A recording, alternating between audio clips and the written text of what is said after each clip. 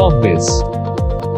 Hello everyone, welcome to Corpbiz. My name is Pankaj Tyagi, and in this video we will talk about unpaid dividend account under Companies Act 2013.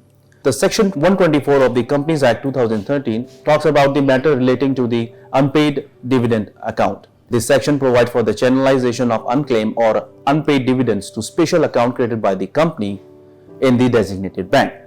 Now let's talk about the time requirement for opening unpaid dividend account. According to the section 124 of the Companies Act 2013, if the declared dividend remain unclaimed beyond the prescribed timeline, that is 30 days, the company must transfer such dividend in the special account within 7 days from the expiration of the such timeline, that is 30 days. Therefore, unpaid dividend account can be referred to as voluntary account opened by the company for routing unclaimed dividends. Now let's focus on underlying legalities for unpaid dividend account. As per the section 124 of the Companies Act 2013, the companies shall within 90 days of transferring dividend amount under subsection 1 to the special account is required to draft a statement enclosing the name and addresses of the concerned shareholders and post it on the company's website, if any, or other designated portal for this purpose, in such form or other as may be provided.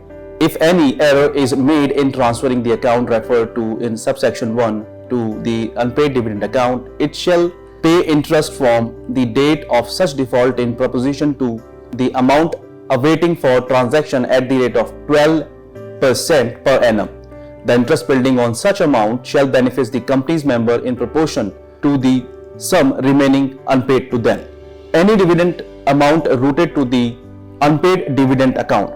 Any dividend amount routed to the unpaid dividend account which remains unclaimed or unpaid for 7 years from the date of such transfer shall be channelized along with interest accrued to the fund set up under the subsection 1 of section 125. The company shall send a statement via a standard form enclosing the detail of such transfer to authority that manage the said fund.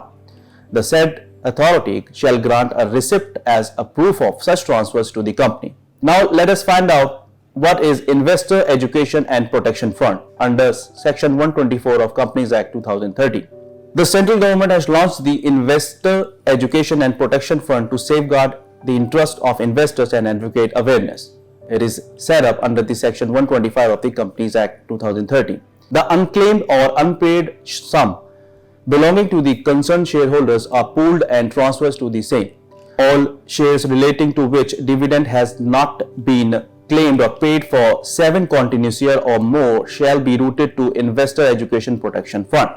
The said transaction shall be accompanied by a statement enclosing such particular as may be prescribed.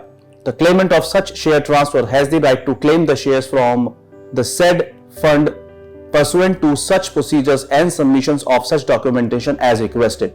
No dividend shall be transferred to Investor Education and Protection Fund if it is claimed or paid at any instant during the timeline, that is 7 consecutive years. Now lastly, let us explore the penalties mentioned under the section 124 of Companies Act 2013.